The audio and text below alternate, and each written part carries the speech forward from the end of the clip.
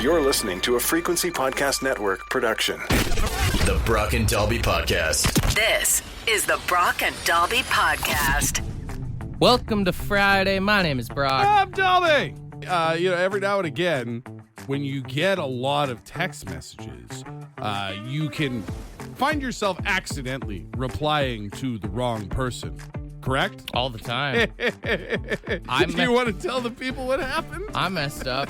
So it was early yesterday, and friend of the show, Sean, was texting in with us. Shout out to Sean, constant friend of the show. And I thought it was my buddy, Sean. Yeah. That listens all the time early in the morning. The one you've talked about many times, because both he and this Sean are seen Sean's. Yeah. S-E-A-N. And my buddy's having a party, and I was like, it's like, hey, are you going to come to the party? Hey, you okay? You coming out? And then all of a sudden I see the reply, and he's like, yeah, I'll have to check. He's like, I would love to come out if my schedule works out. And then I looked at the phone number and was like, oh no. That's the wrong Sean. So Sean, if you're listening, I kind of just ignored. He kept replying yesterday during the show, and I just ignored it. And by the end of it, I was like, hey man, I'm sorry. This was for someone I thought was a friend. Well, and that was my favorite part, right? Was you sent the message and then didn't reply right away. And then when he did reply and you made that connection, we both sat here and went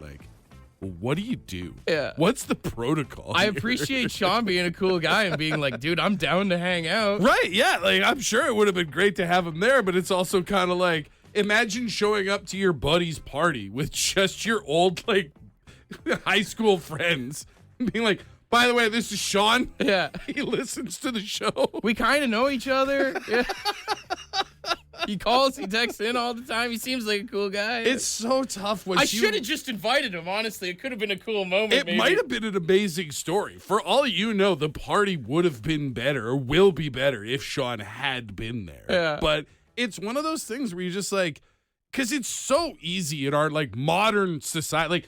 This isn't something our grandparents had to worry about. They never penned a letter and accidentally sent it to the wrong person. You know what I mean? Maybe. I mean, maybe, but to address it Do you and think name there's it. someone that was in the war that penned a sweet love letter to the wrong person, and some guy back in Canada was like, the hell? Darlene? The address got smudged or something. This is the second time this year I've done it, because I told the story of when we were getting ready for my buddy's bachelor party. That's right. That my one buddy's friend that was coming, I was trying to get him to pay me because I booked the Airbnb. Yeah. I was off by a digit just texting someone, and they kept reading the messages. And I told my buddy, I was like, your friend sucks. Yeah. He keeps leaving me on red. He will not send me the money he owes Turns me. out I was just texting someone random. I think the worst thing with wrong text messages is, have you ever screenshotted a message and then sent it to that person by mistake? No, I would never. I've done that before, and it's there's no way that you can get out of it. You can't be like, oh, my bad.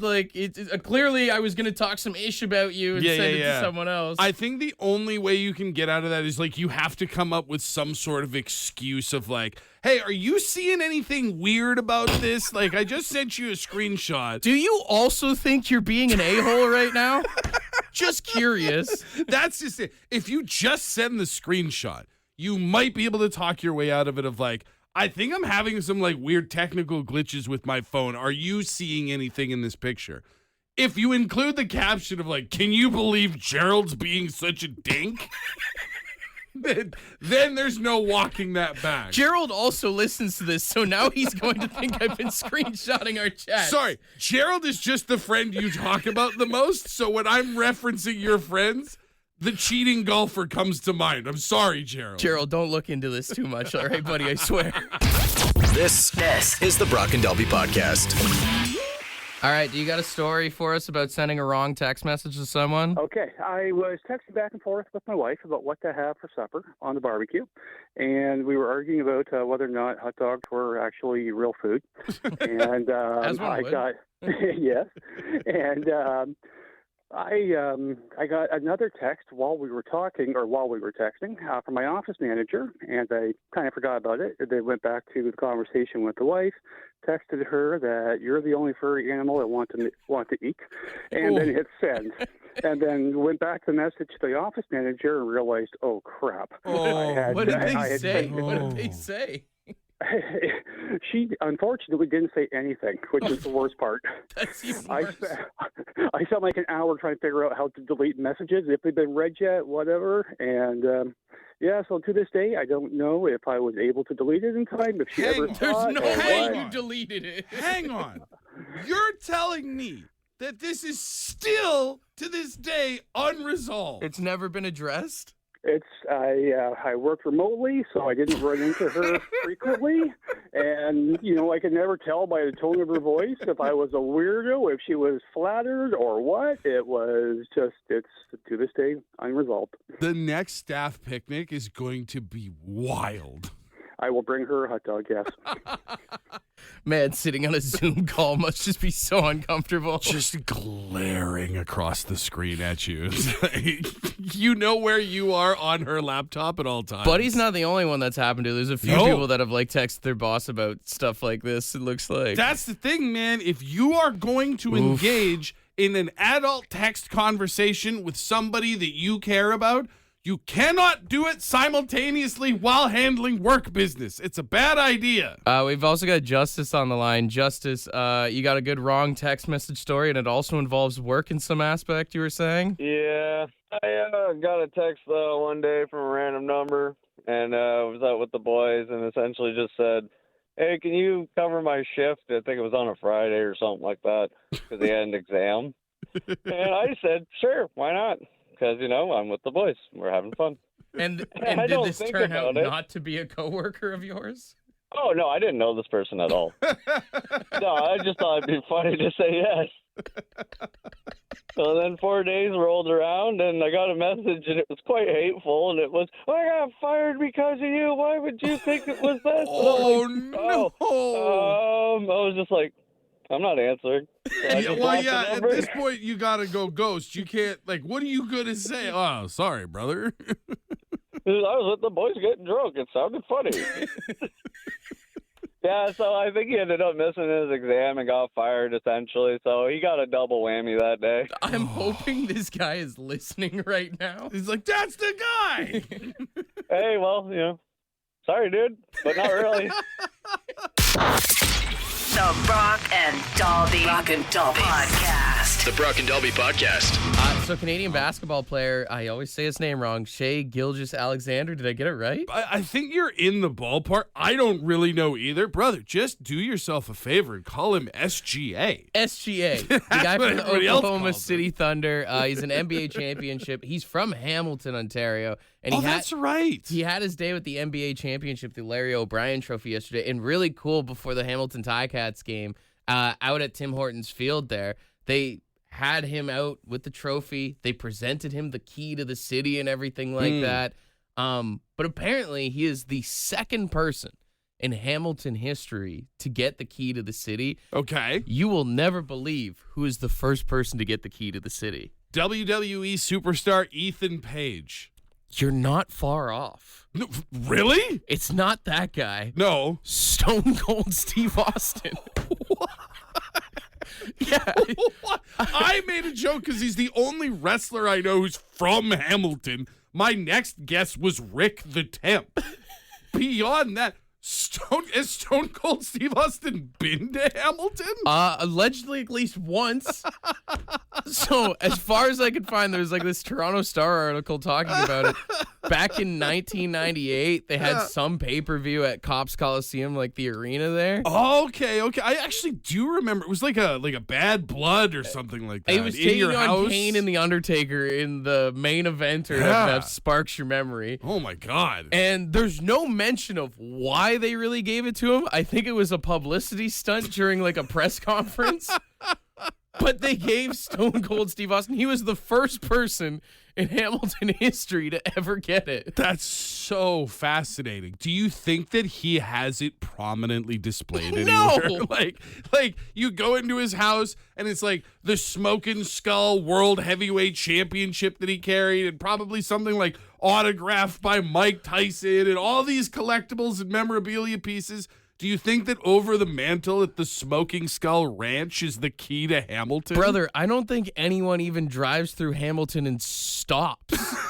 Like, I don't think anybody ever is in Hamilton and is like, we should take a picture to commemorate this It's right just so fascinating. And again, like, key to the city is like this old trope that you hear about all the time, TV, movies, and stuff like that. When you want to honor somebody, cities do it all the time. The fact that Hamilton has held out for now an NBA champion from their town, and a Texas redneck professional wrestler is just such a bizarre compilation. He's probably the only person in the world who has been given a key to the city for the sake of just flipping people off and crushing beers. I beat up my boss in your town. You can come back anytime you want, son. So there's hope for all of us to maybe get a key from the city one day.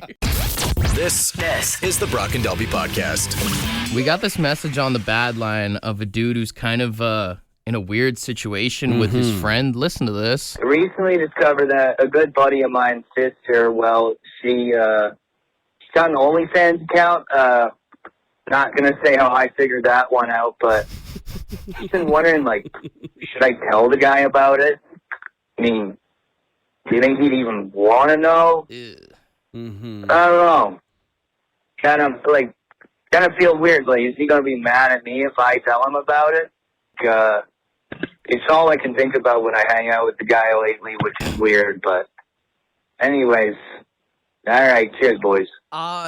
Yeah, I mean, I don't know. It really depends on your relationship with your buddy, and I mean his sister for that matter. That's just it. I mean, I'm going to go ahead and say this. You might feel obligated to tell your friend because you're friends and you think he would want to know because you would want to know. But he said it best. Does he want to know? Well, that's just it. And also, you glossed over it here of not going to say how I figured that one out. That's the biggest problem. If you tell your buddy, hey, your sister has an OnlyFans account, you cannot just hand wave Jedi mind trick. Don't ask me how I know. Just trust me that I know. I feel like if you're subscribed, you got to stay hush, because then if you break it to him, then his sister might be like, yeah, I know. I see him. He pays me every month. Yeah. He's one of my top. And maybe it's not that. Maybe he just somehow came across it. But then again, like, you have a sister. I have a sister. I don't think I'd want to know. I feel like it would be none of my business. You know, as long as I didn't see it. Like, if I went on Facebook and my sister was advertising, then I have a problem. Like, hey, our mom can read that. Like, you don't need to be doing that. Beyond that, though, like, I don't know. It's not up to me. Like, I'm not her employer, so to speak. And I think there's things that we all do that it's nobody else's business or whatever. If you're going to do it, you're going to do it. I just feel like if you know, then it stings a little more. Like, imagine Christmas time. Oh. And your sister buys you and everybody amazing presents. Right. Where'd you get the money from? And you're like, I know. I know where you got the money from. I know where you got this money from. I know where this PlayStation came from. Yeah. I think that would make it a tougher pill to swallow, you know? I will say I have known one person personally who has an OnlyFans account, and it took me I don't know if they even still do it. It took me a long time to be able to think of them without it after that. Like, it's not, I didn't go to it. I'm certainly not. It's like finding out Clark Kent is Superman. The Brock and Dalby Podcast. It seems like on the whole, should this guy tell his friend about his sister's OnlyFans account? It's a unanimous no. Yeah, it's the conversation is not an easy one to have. Although the number of people who are like, should not have the conversation. But like, what's the link though? Guys, come on. I think the bigger thing is you got to keep it to yourself. You can't tell the rest of the fellas in the friend group either. No, you have to. That's the thing, because it's so much worse if you then spread it around and now your buddy's the only person that doesn't know that this is happening. Right? So, yeah, you kind of got to, if you saw something, no, you didn't. Now, someone else brought up a good point and said, is it wrong if this guy is subscribing to his buddy's sister's OnlyFans? I mean, right. Is that shame bell worthy, or are you, like, supporting the cause? Well, okay. Is your buddy, or is the sister your buddy, right? Because, like, if I'm friends with both equally, then there's an argument to be made that, yeah, you're out there and you're supporting a friend in their business venture the same way you would if they had a small business. I was going to say, like, if your sister happened to run, like, I don't know, a sandwich shop. Right. And I was like, I'm getting sandwiches from your sister's sandwich shop. You wouldn't be mad at me for that. I'm helping her. That's right. But if you are specifically a better friend to the brother in this scenario than the sister, then I think you probably shouldn't be subscribing. You probably shouldn't be, because also, if you're friends with the guy, then you're probably getting invited to, like, family get-togethers, family dinners, family whatever. The sister's going to be around. How are you going to behave after you see those things? Right? Like, do you think you could keep it straight? Like, I'm not going to say anything? I guess, but Also, you brought it up earlier. She, as the proprietor of this particular paid subscription, is going to know that you are subscribed. Unless she is so popular that she couldn't possibly pick your name out of a lineup, she's going to see that your credit card is on her file. You know what I mean? Yeah. I guess I don't really know how no one's subscribing to my OnlyFans. Sure. So I don't know what you're privy to, but I just feel like you're rolling dice. I guess man. on another note, like, as a parent, if you found out that your kid was doing something like this, like, would you just donate a few bucks to support the cause? Absolutely not. No. Not a chance. No. Now, listen, I fully believe in autonomy. Like, I believe that when my kids are old enough, They can do what they want. They can do what Yeah. they want. And whether I approve or not has no bearing. I am not their lord and master. Do you at see that it as point. like buying drugs off of your kids kind of type thing? No, it's absolutely worse than that. I would rather my youngest son grow up to sell me crystal meth than send me his nudes. All right? I don't want either to happen, but there is a hierarchy of terrible in this scenario. On a whole nother note, is it weird if you were to pay for your kid's subscription? To pay the fee? Like, for them, like, to look at something like that? Like, if they come to you and be like, Dad, I need $3.99 a month to look at some pictures, Yeah. your ass better get a paper route. Because Like, my mom pays for my Netflix. Like, we share a it's Netflix. not the same. It's not the same. It's not the same. No. She wants you to be able to watch Ozarks, not those kinds of The things. Brock and Dobby Podcast. 3 Days Grace, as of like last week, just got their 19th number one song on the mainstream rock charts. Damn, man, that band has just been doing it right for a lot of years. Which, I mean, I saw them in concert like a month ago. And you think about it, pretty much every song that they play in their set list is a number one song. Well, I mean, the thing is, too, is because people will be like, well, that's just here in Canada, and, like, we have laws and stuff like that, but they're even big in the States on radio. They've done well. But 19 puts them in second place in the record for mainstream okay. rock airplay on the Billboard charts. So Okay. I want to see if you can guess. Oh, God. Who has the most number one singles on the mainstream rock charts, all right? Okay, so... Just run through it. I here. mean, number one in my mind would be like an AC/DC. Think of more modern rock. I'll say that, okay? So, like, is Metallica still too old? Metallica is in there at number 5. Linkin Park? Linkin Park is in there at number 9. This is Canadian or American? I'd say it's Just American. American, yeah. okay. Shinedown? Shinedown is number 1. Yeah, I kind of thought Shinedown was like the champions of WWE rock music, you know? 20 number one singles. You think about it, and like, this is not an argument of whether or not Shinedown is a good band or your favorite band or whatever. Like, people are probably listening and going, ugh, Shinedown. The list goes Shinedown with 20, 3 Days Grace at 19, Five Finger Death Punch at 15. I would have guessed them pretty soon, and I'm also going to guess that Papa Roach is up there. No, didn't make the top 10. Wow. Okay, well, you don't need to buzz for that. Foo Fighters, Metallica, Disturbed, Godsmack, Linkin Park, and then Van Halen in at number 13. Halen feels very out of place in that list. But you got to think about the Sammy Hagar era and everything. Not that they don't have the catalog to back it up. They're very much deserving. It's just if you told me you had a 10-band lineup and you rattled off 1 through 9, and they're like, and then number 10 is Van Halen. So I just want to say, if you ever sit in your vehicle and you're like, man, they play the same songs from the same bands over and over again, blame some of these bands for having so many number 1 hit songs. Yeah, that's right. It's Shinedown's fault you keep hearing the same songs over and over. This is the Brock and Dalby Podcast. The Little League World Series is coming up in a few weeks, so they're breaking down like the qualifiers and everything like that. And things actually got heated down in the States at a Little League qualifying game here, whereas Oklahoma has been accused of stealing signals in a Little League game.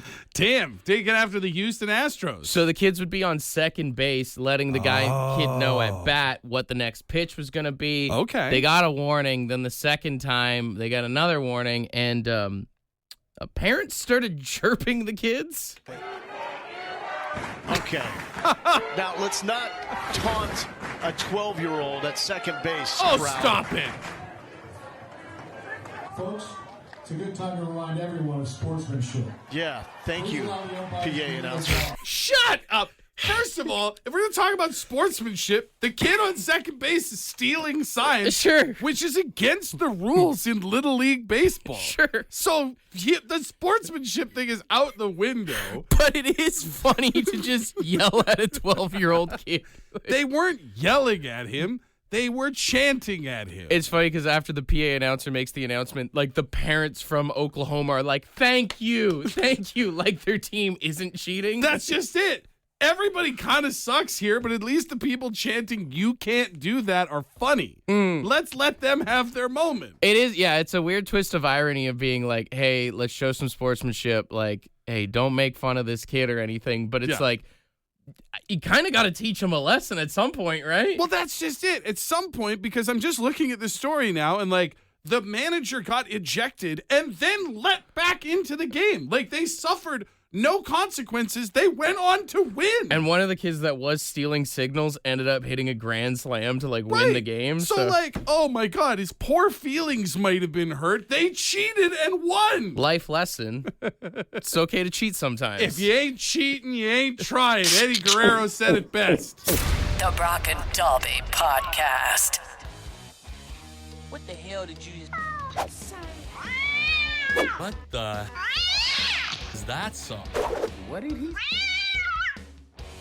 All right, we've got $100 in Lotto Max tickets for What the Meow is that song? $60 million jackpot tonight. 6 max millions. That's 7 total chances for you to become a millionaire with the Lotto Max tonight. We're giving $100 in tickets away to whoever can figure out our meows. Yeah, you get to choose between Dalby or myself. We got 3 callers on hold here. If they all fail, we'll just keep playing until somebody gets it. But yes. We start on line 1 here.